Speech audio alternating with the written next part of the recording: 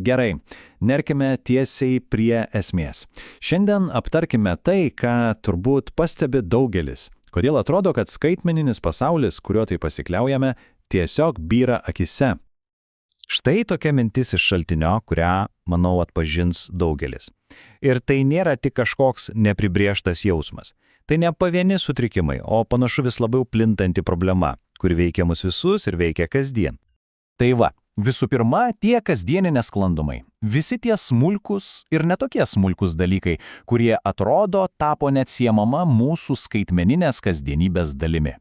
Štai keli labai konkretūs pavyzdžiai iš šaltinio, kurie turbūt skamba iki skausmo pažįstamai.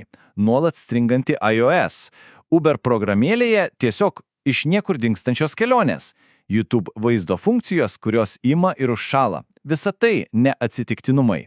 Tai simptomai ir jie rodo kur kas didesnę sisteminę problemą.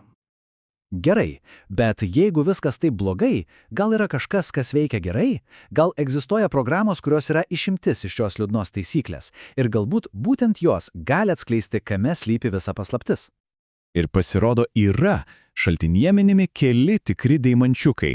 Pavyzdžiui, Ghosty – žaibiškai greitas terminalas. Arba Lossless Cut – neįtikėtinai paprastas ir patikimas vaizdo redaktorius. Ir net naršyklė Helium, kuri priešingai nei daugelis jos giminaičių tiesiog veikia be jokių priekaištų. Na ir čia, žinoma, kyla esminis klausimas. Jei šios programos yra tos šviesos išimtis, tai kas jas visas vienyje? Ir atsakymas, jis tikrai įdomus. Tai nėra milžiniškų korporacijų produktai. Beveik visada tai yra atvirojo kodo projektai. Dažniausiai sukurti vieno ar dviejų žmonių. Ir svarbiausia, tai aistros projektai, gimė iš noro sukurti kažką gero, o ne iš komercinio spaudimo. Gerai, bet prieš gilinantis į tikrasias priežastis, paneikime kelis labai populiarius mitus. Išsiaiškinkime, kas nėra šios problemos priežastis. Vienas dažniausių kaltininkų, į kurį baksnuojama pirštu, tai pati technologija. Galbūt tam tikros programavimo kalbos ar platformos yra tiesiog iš prigimties blogos. Bet pažiūrėkime, šios puikiai veikiančios programos naudoja visiškai skirtingas technologijas. Lossless Cut sukurtas su Electron, kurią programuotojai dažnai keičia. Helium remiasi Chromium, o Ghosty naudoja Zig. Išvada. Pati technologija tikrai nėra lemiamas veiksnys. Gerai, o kaip dėl kito didelio baubo? Dirbtinio intelekto? Galbūt jis kaltas, kad mūsų programos pilnos klaidų? Prisiminkime vieną didžiausius pastarojo meto interneto sutrikimų Cloudflare incidentą. Jie sukelia klaidą kode, kurį parašė žmonės, peržiūrėjo vėlgi žmonės ir visa tai buvo parašyta tariamai saugia programavimo kalba. Dirbtinis intelektas čia absoliučiai nieko dėtas. Vadinasi, problema slypi kur kas giliau. Taigi, jei kalta ne technologija ir ne dirbtinis intelektas, tai kas tada? Dabar metas atskleisti tikrasias priežastis, kurias įvardyja šaltinis. Viskas panašu susiveda į 3 esminius dalykus. Pirma, nekontroliuojamas sudėtingumas. Antra, nuolatinės lenktynės, kuo greičiau išleisti naujas funkcijas, dažnai kokybės sąskaita. Ir trečia, faktas, kad didžioji dalis sistemų, kuriamis kasdien naudojamės, yra pastatytos ant dešimtmečių senumo pamatų. Ir čia slypi esminė taisyklė, kuri viską paaiškina.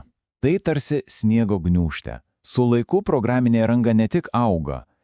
Kuo ji tampa didesnė ir sudėtingesnė, tuo labiau ji prastėja, tampa nestabili ir pilna klaidų. Ir šis pavyzdys tai parodo tiesiog tobulai. Per dešimtmetį iOS operacinės sistemos diegimo dydis išsipūtė nuo 2,5 iki, pagalvokite, beveik 13 GB. Šis neįtikėtinas augimas ir atspindi tą beprotišką sudėtingumo didėjimą. Ir čia prieiname prie dar vieno esminio momento.